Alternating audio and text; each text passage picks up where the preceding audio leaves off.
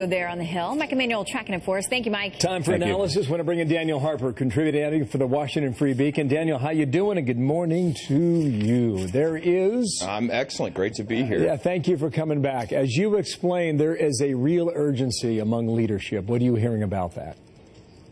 Yeah, I think the Senate leadership on the Republican side understands that the faster they can get a vote on this, the greater likelihood that they have of actually passing. If it drags out, if it takes a long time, well, the Democrats, of course, are not going to they're not going to cross the aisle. They've made that very clear. There's no Democratic support for this bill. Republican opposition, it seems, might grow, they fear.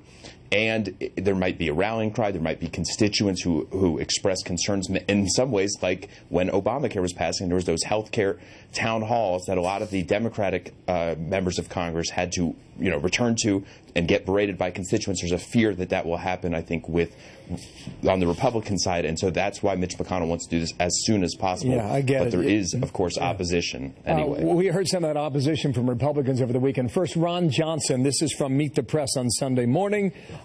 He seems hesitant to go forward this week. Watch.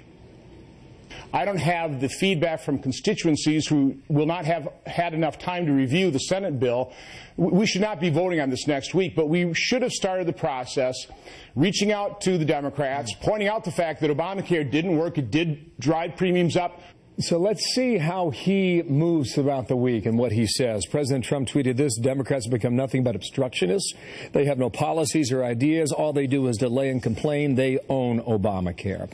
I guess with that as a backdrop, Daniel, can Republicans afford not to vote on this?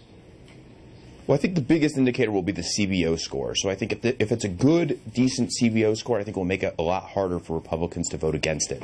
If it's bad and devastating, I think that might be the end of the bill as we know it and will require more time for it to change. So I think that moment, and over the next couple of days, whenever that might happen, whenever that CBO score drops, that will be the big decisive moment going forward for this week determining the pathway. But Ron Johnson, if you read between the lines, he does sound like he could support something. There are only two Republicans, I think, so far. Mike Lee, I count as one, and Rand Paul, of course, who sound like they will not support this bill under any circumstances. The rest seem like they're gettable.